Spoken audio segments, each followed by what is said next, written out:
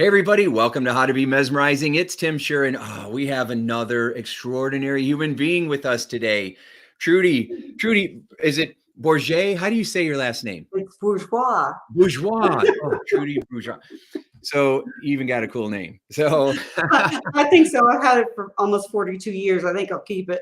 Bourgeois. I love that. I love that. So Trudy is CEO and founder of the Center for Workforce Excellence. She's an impactful and highly respected thought leader, author, and expert on helping organizations build diverse cultures and equality in the workplace, which is so, so important. So Trudy, I want to jump into that brilliant mind of yours and Oh, you're kind. and take a few laps. Absolutely. Let's do it. All right. So I've had many guests on over this last year as we talk about the importance of bringing humanity back into the workplace. Yeah. And we've talked a lot about diversity, inclusion, belonging, because it's so important. So what kinds of questions are you asking company CEOs around the topic of equality in the workplace these days? Where's the conversations at now? It's really interesting because for the first time in my almost 21 years as an entrepreneur, the kind of conversations that I'm having with CEOs are more than rhetoric. And here's why. There is this movement called ESG, and it's connected to the board.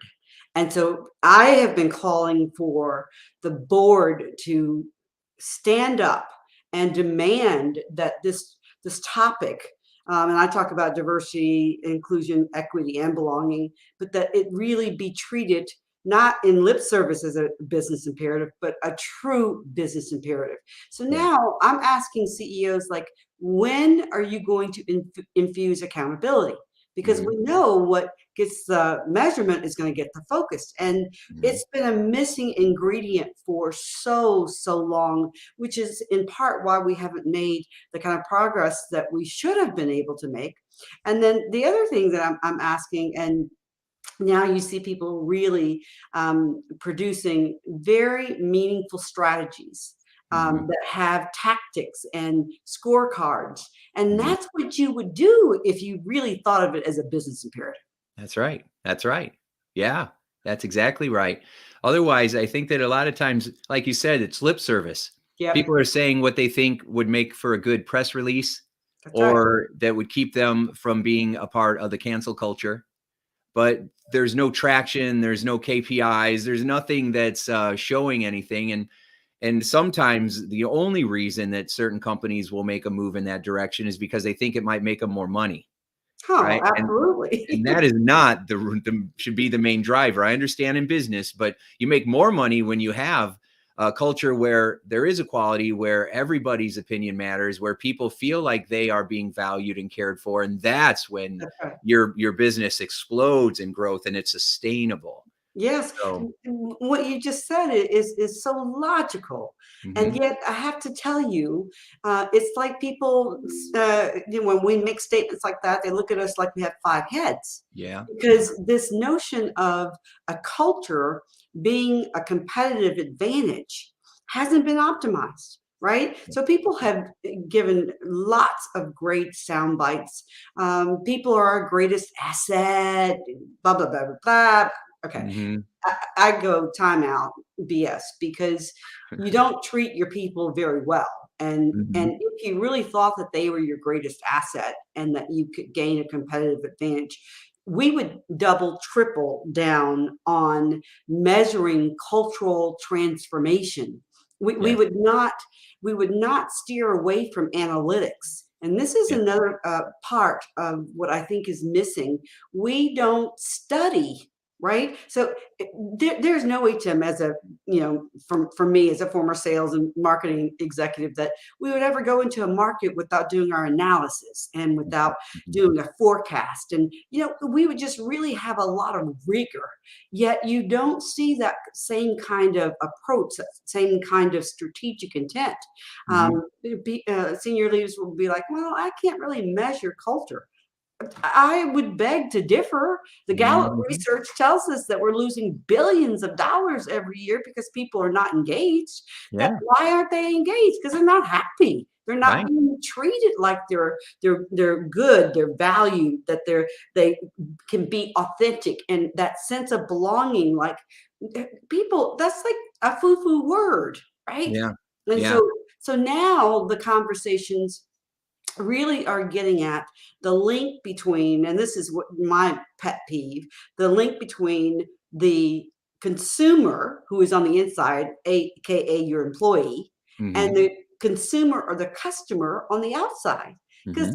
like it just makes sense that if you have people on the inside who can help you understand the people on the outside that you're trying to serve, that you're going to be more innovative, you're going to be more collaborative. And I'm sure your guests have talked ad nauseum about the McKinsey research. There's so much research out there to talk about companies being more profitable, or they're more innovative, or they're more collaborative when they do have a culture of inclusion.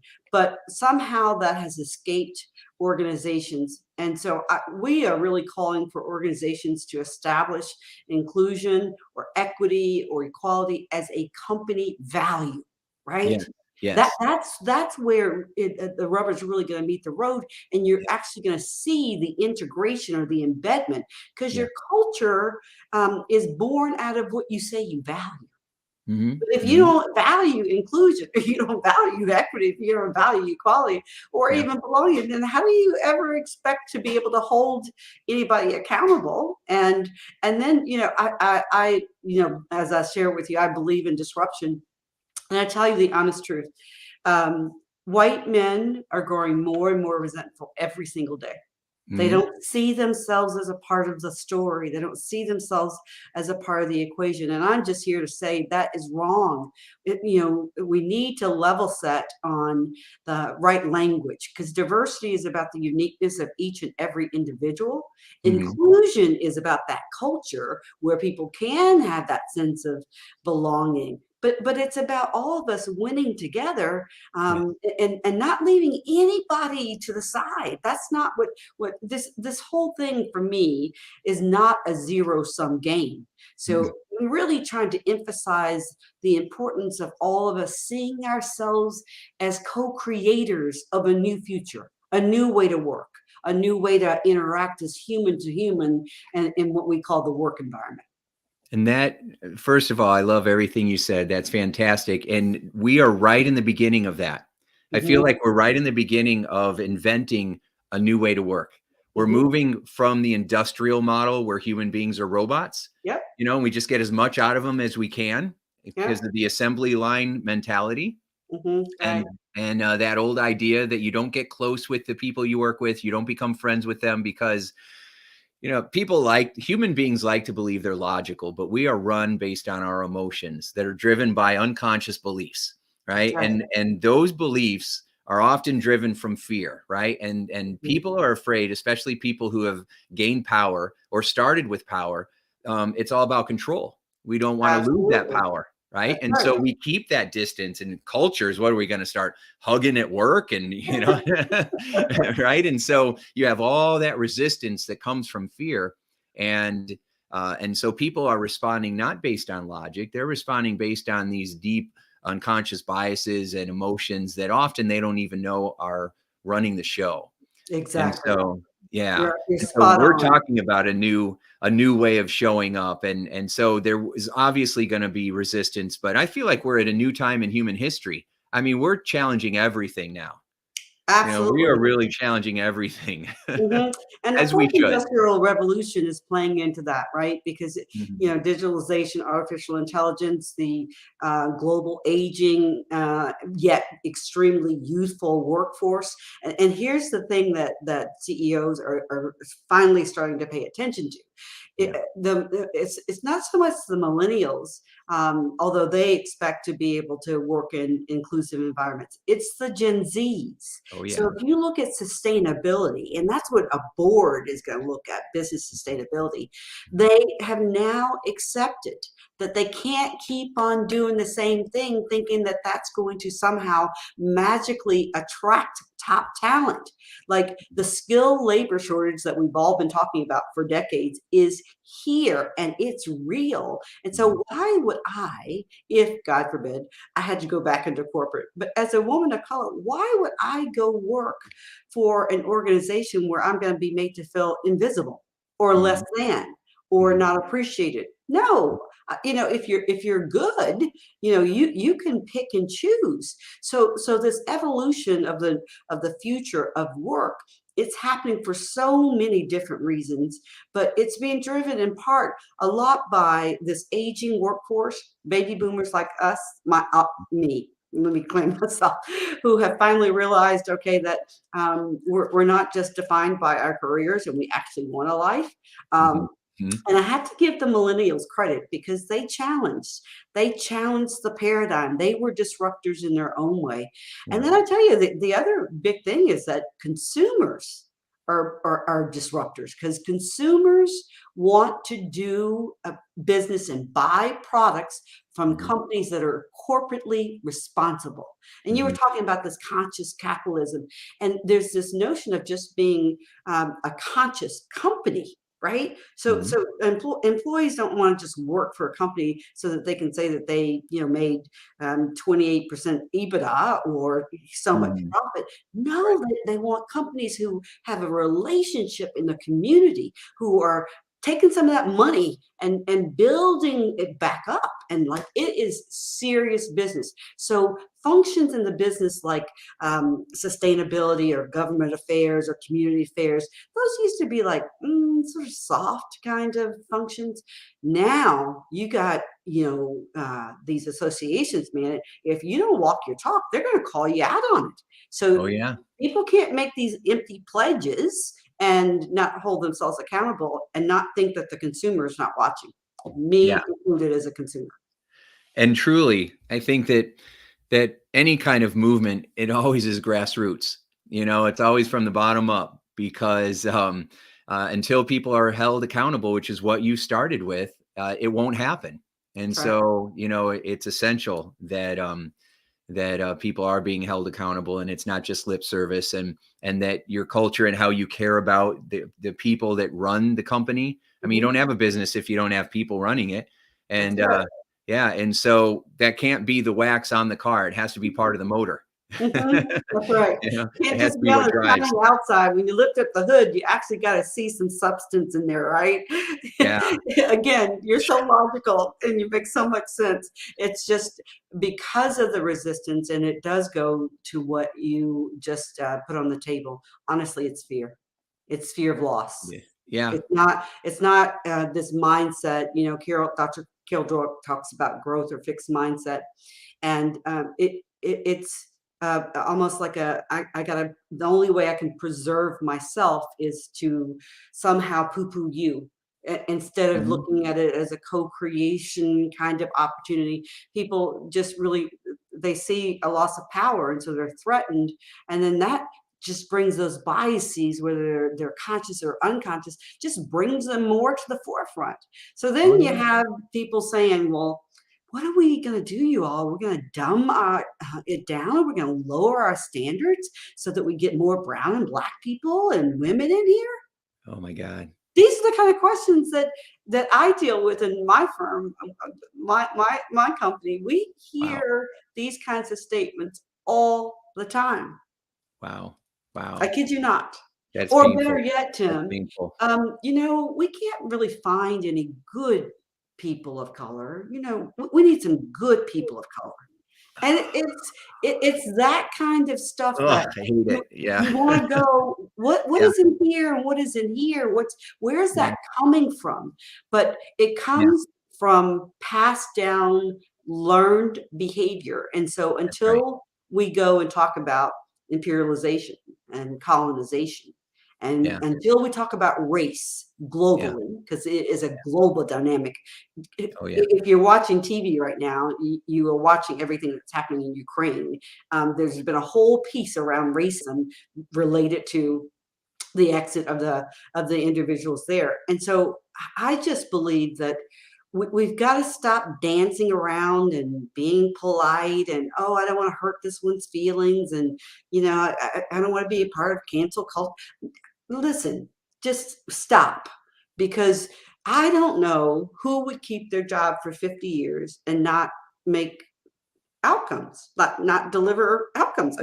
I don't know. And so I think it is a wonderful window of opportunity for disruptors like you who want to say to the world, don't go back, because the danger, the real danger, is that people get lulled back into sleep. And George Floyd's murder wasn't the first of its kind. It just No. was the first that touched people's hearts. There was an emotional connection, and that sparked this non-negotiable expression of organizations. You will change, right? And so we have to be very careful that, because now the trial has happened and because people got convicted, now we're starting to hear sound bites of, okay, can't we move on? Can't we, we dealt with that, right? I mean, Let's go back to normal again. That the whole point is not to go back to normal, because yes, normal is wrong. normal's not good. Normal's not good. We need to co-create a new world order, honestly.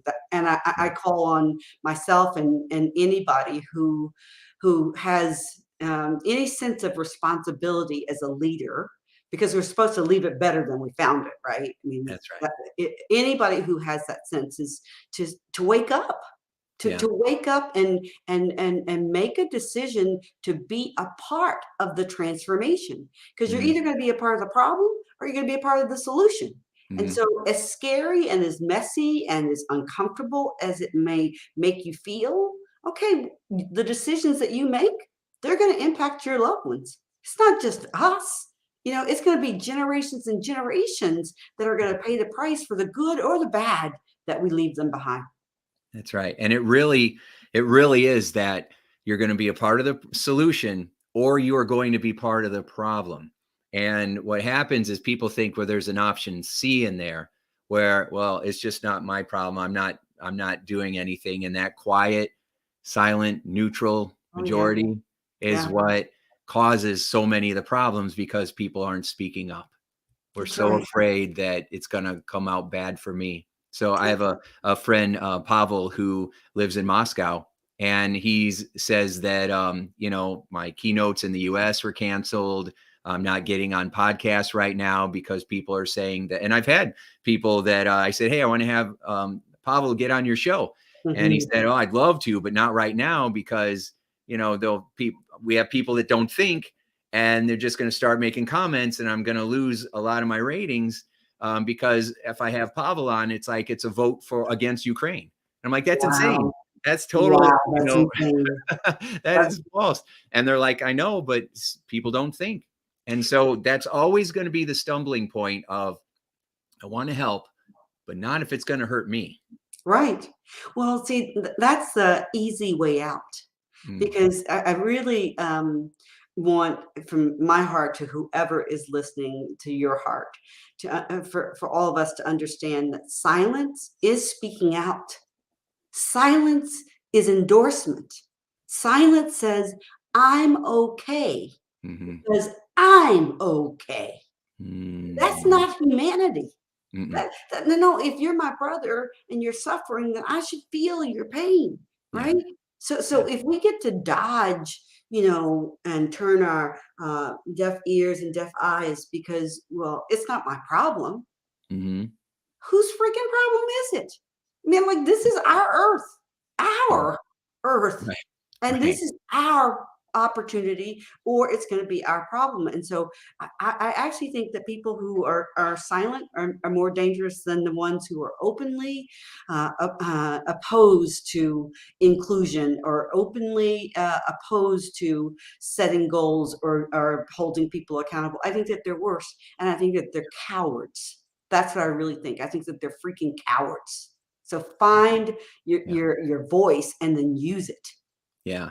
If you got privilege, use it. If you got the seat, use the seat. But just because you don't have to worry about going into a store and being followed because you're Black doesn't mean that you shouldn't care that those of us who do have that experience. You should Yeah. want to understand why, and Yeah. you want to be curious and empathetic and compassionate enough to have that emotional feeling, that tug that says, this is not right, and I can't just stand on the sidelines and do nothing.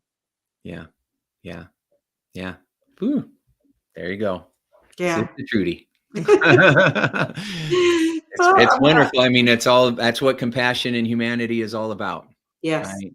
That Yeah. you have to feel compelled to, not you have to, but I think you should feel compelled to want to help your fellow human being, Yes. period. Yeah. Right. And if you see something, especially in the workplace, and you have a position of power or your title and you don't say anything, I mean, that is one of the biggest problems that I always ran into with when I would be working with a leadership team, and then I would go talk to the employees, and I'd be like, "Well, what are you seeing, and how are they showing up different?" And Yeah. people would say, "Well, this one leader doesn't treat everybody the same." Or will get really hard on one person and then relax with someone else, or if they're Mhm. the top salesperson, they get special treatment. And I That's said, right. and so whenever people act that way, then then leaders lose their credibility, and That's then right. people are disengaged, That's and right. so it happens over and over. And so That's you what know we have to stop it. We can't just go wink, wink. That's just Peter being Peter because Peter brings in the number. No, it no, has to be non-negotiable. Like it is a condition of employment. If you want to work here at this yeah, organization, here are the things that we value. Here are mhm, the behaviors that go with those values. And we're going to hold you accountable and yeah, we're going to help you. We're yeah, not going to just throw you out there. Now, that's another big mistake that organizations make. They go, be inclusive, but nobody really knows what that looks like, right? So we have right, to define inclusive leadership behaviors. I don't believe that you can hold people accountable for things that they don't understand. So make the investment. If you say that you value this, then resource it. Spend mhm, some money, right? You'd yeah. rather be proactive than reactive and see your company's name the cover of the Wall Street Journal and not for something so good or the Washington Post or whoever that you might read Well, on it's going to make you more money anyway, because the amount of money people have that they spend on turnover, on complaints, on lawsuits, on harassment, on all the other problems, right? Lost productivity, Yep, lost sales, poor customer service. Because yep, if you don't treat me well, I'm not going to treat the customer well, that's right? right. And so companies lose so much money because they're not investing in their people. And you have to teach people. There's so many things wrong when I started working with companies. And then I'm like, how are you still in business? I know, don't you? Isn't it Yeah. crazy? I mean, they'll have the shiny awards for customer service and amazing culture and everything. And then I actually go talk to people and they're like, it's a nightmare here, and then I talk to leaders and they're like, well, I'm not changed. This is my mojo. This is what made me successful. And I'm like, yeah, but you are bleeding money from turnover and people are unhappy here. How do you have that? Did you buy yourself all those awards? And Well, Tim, you're hitting on something because a lot of those awards actually come because of sponsorship. sure. Sponsorship dollars. So Yeah. they lull themselves in a lot of ways into thinking that they're better than they really are.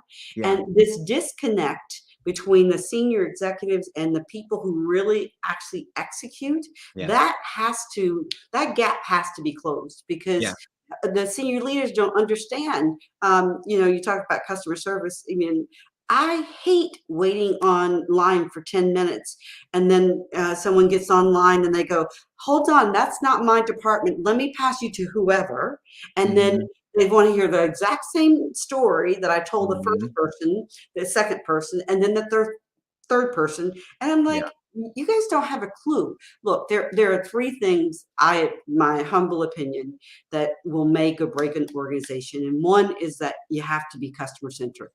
You Mhm. gotta put the customer first. The Yeah. second one is you gotta be people centric. Your Mhm. people are as important as that customer. And then the third thing is that you gotta be future centric, which is why the conversation that we're having today is so important. This Yeah. is not gonna go away. It may wane for a little while, but I'm telling you, this is not a moment. It is honestly the seeds of a movement. That's right. And if That's right. people don't wake up, they're going to get Kodaked. They'll get Kodaked for a different Ah, reason, but they Kodak. will get Kodaked. Blockbustered. Blockbuster. You choose it. That's But you right. don't want that to happen to you. And that is No. exactly what's going to happen if people don't wake up and see that culture is at the core of your sustainability processes, your sustainability approaches, your sustainability strategies. It's all about culture. So let's break down and get real specific here. So first, one of the one of the things that I've seen for sure is that there was a company that they had their number one. It always seems like it's the number one salesperson who was not being a part of the culture. They weren't living the values, and they were clearly not doing that. And Mhm, so they were let go. mhm. And the executives were very nervous about that because they're like, this is our number one producer. I said, yeah, but everybody else is down because of that one person's attitude. They let that person go. They made twice the money, right? They made twice the money because everybody else felt engaged, valued, and they felt like it Yeah, wasn't lip service anymore. And they're like, wow, they really care about us. And so now we're going to care about them back. that's right. So that's important. The second thing that we talked about is you have to help people understand what to do. So if Mhm, I was going to go and help someone strengthen their values or clarify their values, one of the things that we always did was we would break down specific cases and put it into a values blueprint of this is mhm. what this value looks like in action. That's This right. is how we handle this situation. This is what it Yeah, looks like in play. And then yeah. people go, oh, I get Oh, it. yeah, that's Otherwise, you what it have looks 30 like. different interpretation, and interpretations or a That's right. thousand different interpretations of what it means to be trustworthy, That's right. right? That's And so, exactly right. yeah, so making sure that you spell it out and then you role practice, you role play it, you practice it, you put people in scenarios so that they're working through it, and then so people actually have a plan to work from. I call it your compass, so that Yeah. you know You what know direction to go in. what's in and what's out. That's And exactly then and right. only then can you really hold people accountable. And Yeah. that's honestly, as we began, that's the secret sauce that's totally missing. Yeah. Otherwise, it's a setup. It's a setup for a situation that will cause people to want to go back to the old way, not That's because right. it's comfortable, but because it's familiar. That's And right. that's a mistake. That's called relapse, right? That's We right. don't want to relapse. And so, That's yeah, good language. That's we really want, good. yeah, we want to push I forward. don't want them to go back to sleep. You don't want them to relapse. I don't want them to go back to sleep. No. I need people to stay awoke. Yeah. Because they're Uh, not even sleeping. That might sound relaxing. They're more zombies, with Great an way to infected describe brain. it. I like We that. don't I want to like that. become zombies, right? And be Like infected anymore. Groundhog Day. I love it. Yeah. I love it. Zombies. I Yeah. love that. I love Yeah. it. So the third part you were talking about is also really, really smart, and that this is something I think people need to hear. And it came from you in one of your articles where you were Mhm, talking about how it's kind of like the decade of women, mhm. and that like $40 trillion are being spent annually by women of color and women Yes. in general. Yeah. And being able to tap into that market means that you should have women that are of color on your board and in Exactly your right. executive team and on your, as sales leaders so that you could say, what do you think about this? That Right? I mean, if yeah. you're going to sell to people, you should have those people that are a part of your community. It Yeah. just makes sense to me.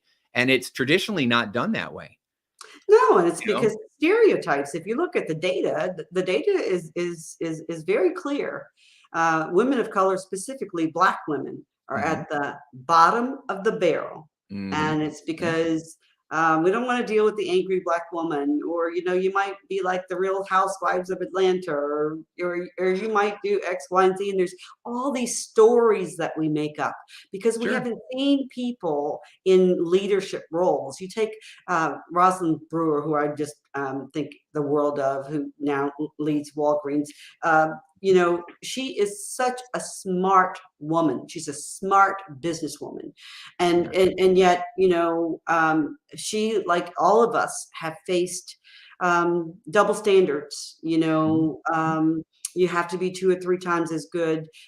There's a great Corn Ferry study that came out a couple of years ago now called the Black P&L Leader, and there's similar that look at other marginalized group. But the truth of the matter is it's if we look at people of color, Black people, because of the history of this country, okay, we still haven't gotten past the "you're so articulate."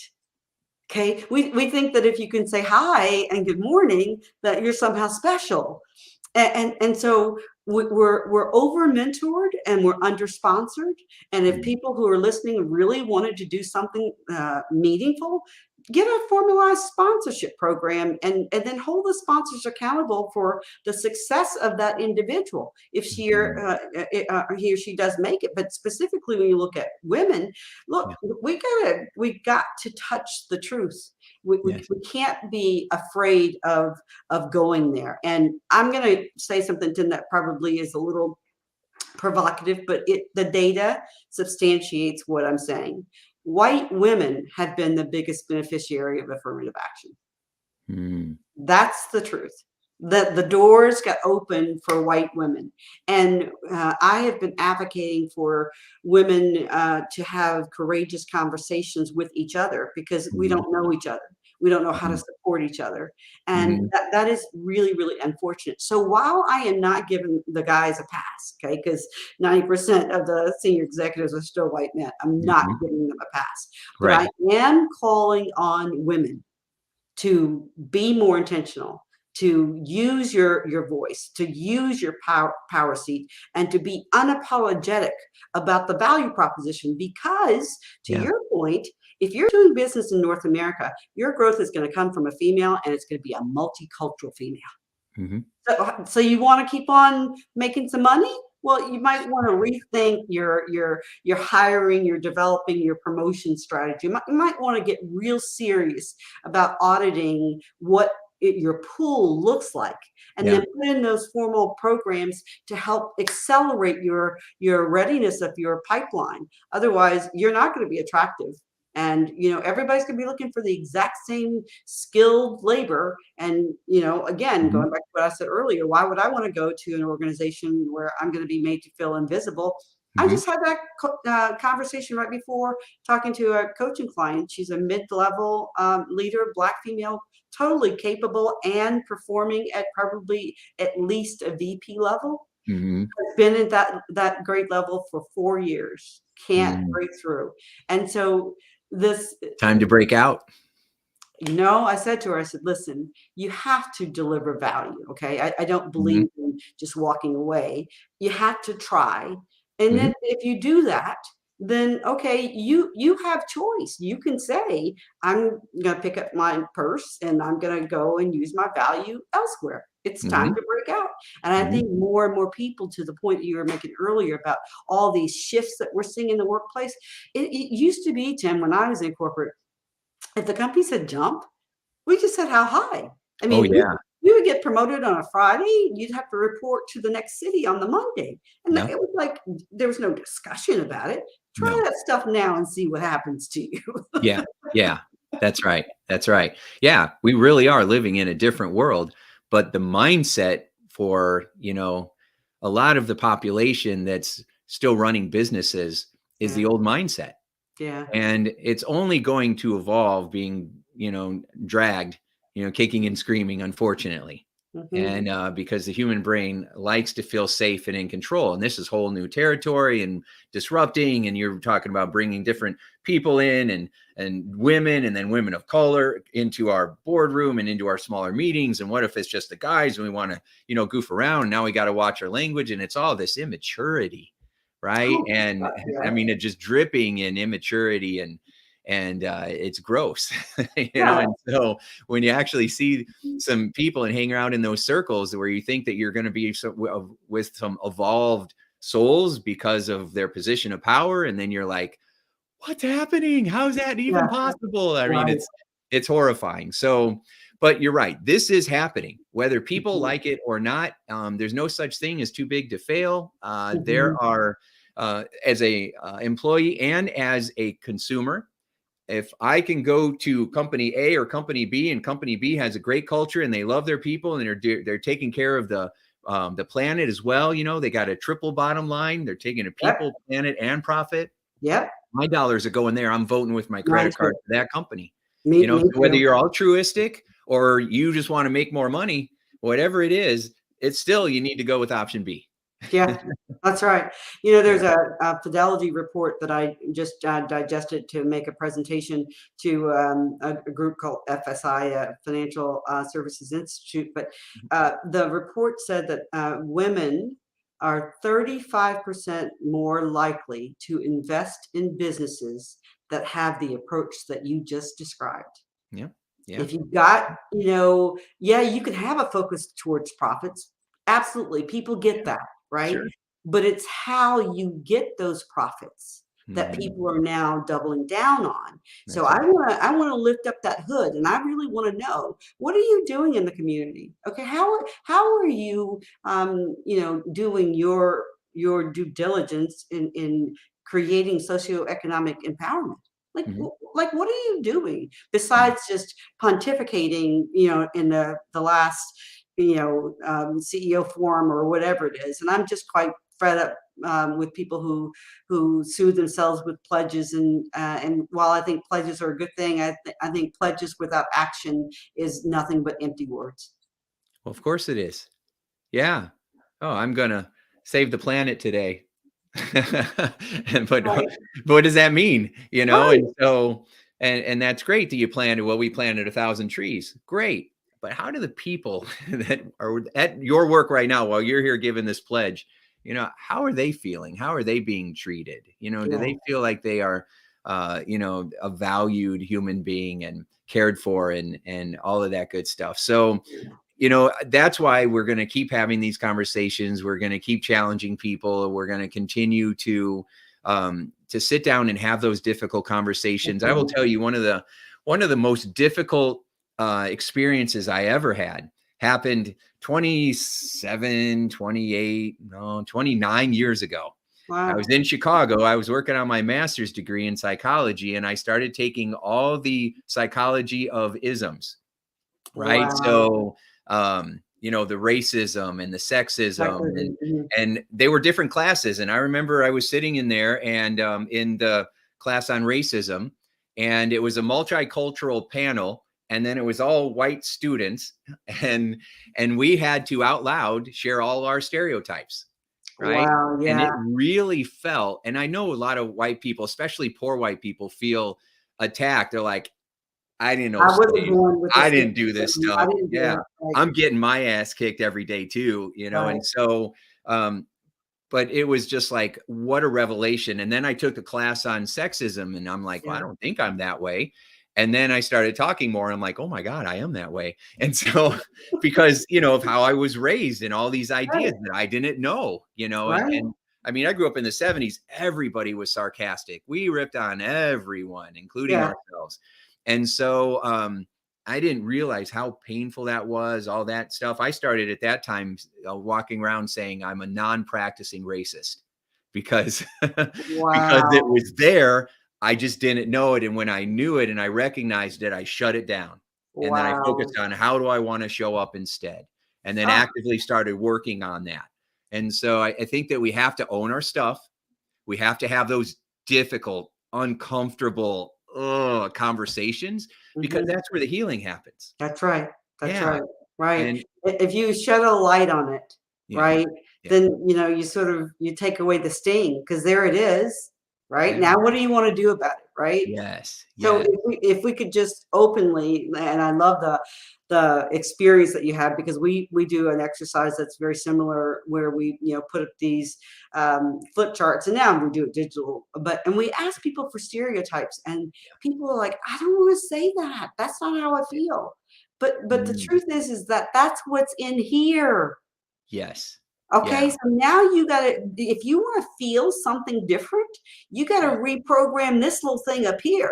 You gotta yeah, put some new grooves in that brain, right? You gotta replace the stories yeah. that cause you to see the world from a different lens. And That's I'm right. not trying to say that it's easy. I do, and I will tell you, when it becomes personal, you Mhm. will find a way. Yeah, And that's right. I know that because when I first started my business, I'll tell you a very quick story. A CEO asked me to coach an SVP of sales. And the SVP of sales had this bias about women in the world of sales, right? There's a lot of men that don't think that women should be there because they want to do all the guy stuff. Okay. I've met him. That's right. Yeah. We know him.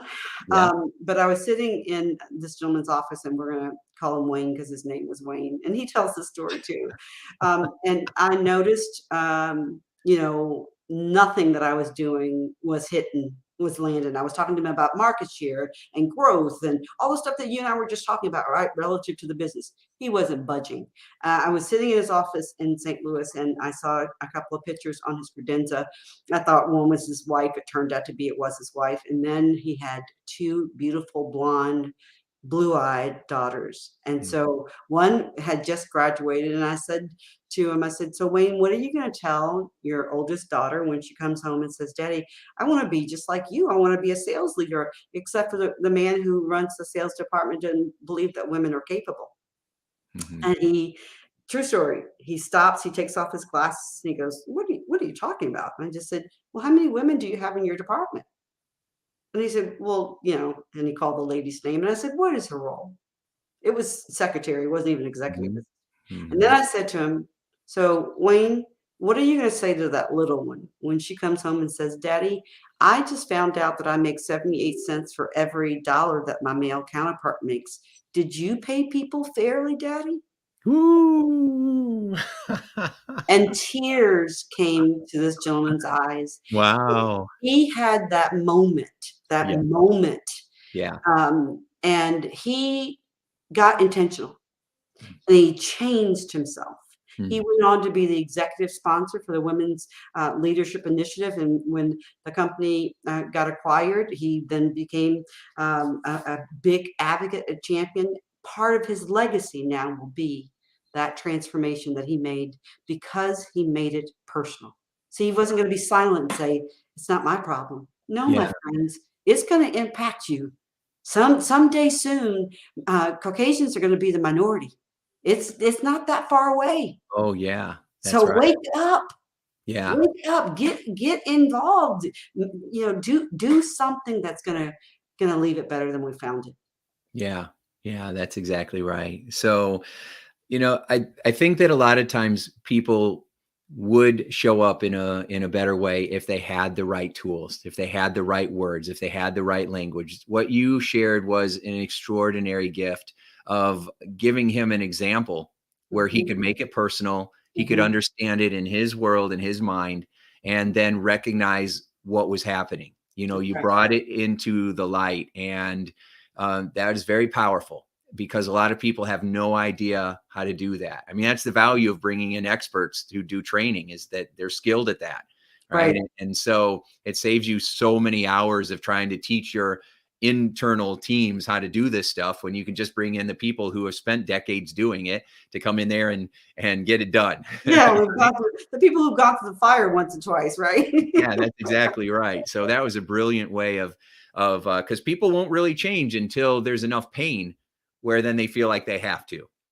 And you found that pain, and you turned it on and turned it up, and that allowed him to set into motion so many actions that when he looks back, like you said, his legacy, he will feel so much more fulfilled than if he would have just stayed the way that he was. And that is the bigger message that we both keep talking about, that we will end up happier and more successful if we go into these difficult places. I always say that your biggest breakthroughs are hidden in the places you don't want to go. Wow. And when you go to those places intentionally, you cause breakthroughs to happen. Yeah. And then afterwards, you're so grateful and relieved that you did that. And that's what this is. Just more opportunities. Go to those places we don't want to go, have those meaningful conversations, and then, come together in a new way that helps to save us as a species, and also save our planet. Yes, amen. I definitely agree. I just applaud you for speaking truth, and allowing the conversation to be advanced, because we don't want the conversation to die. In fact, we want the conversation to go deeper and to become more honest, and to become more painful, because then the healing is going to start, and we are in desperate need of healing.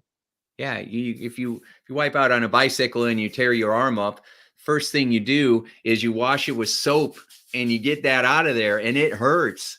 You Uh-huh. don't just cover it with a Band-Aid. You got to create some healing first. And That's so right. we got to get in there and create some healing, and then we're going to be okay. Yeah. So, I love wow. that, and thank you. Thank you for Yeah. saying that. I love that. Um, That's exactly right. It's so good. So good. So see, we had this difficult conversation. We were trying to figure out, we were calling out all the injustices that are happening. And then we end up feeling closer, more connected, more hopeful, more inspired and excited about the future and what's possible. That's And right. so, now we just keep multiplying it a few billion times That's right. until and have this next generation really make it the norm. Yeah. And so, yeah. Your viewers and listeners can start tonight. Just Yeah. have the conversation at the dinner table. Have Oh, the I do conversation this with all the your time with children, my kids. right? Yeah. Just Yeah. start from wherever you are. Don't beat yourself up for the past, but Yeah. do accept your responsibility for Yeah. what you do in the future. Yeah. That's exactly right. Yeah. Yeah. Outstanding. Trudy, such a pleasure. So Thank where can you. people learn more about you, your company, all the books that you've written? Oh, you're so kind. So we're at workforceexcellence.com. I'm on all social media platforms at Trudy Bourgeois. And, I just hope that our conversation sparks something new inside of someone's spirit, and that they do find a new way. And, of course, we're so fortunate we go out into the world every single day trying to create this new world order, and Mhm. we have a great client list who are really trying. I mean, companies that are not just talking about it, but really trying to do something about it. So you can learn more about the way that we work, our approaches, by looking at the case studies on our website. Yeah. Outstanding. Well, thank you so much for being the definition of mesmerizing. I really appreciate Oh, you being you're on the kind. show today. Thank you very much. Thanks for the invitation. I enjoyed it. Good luck. You too.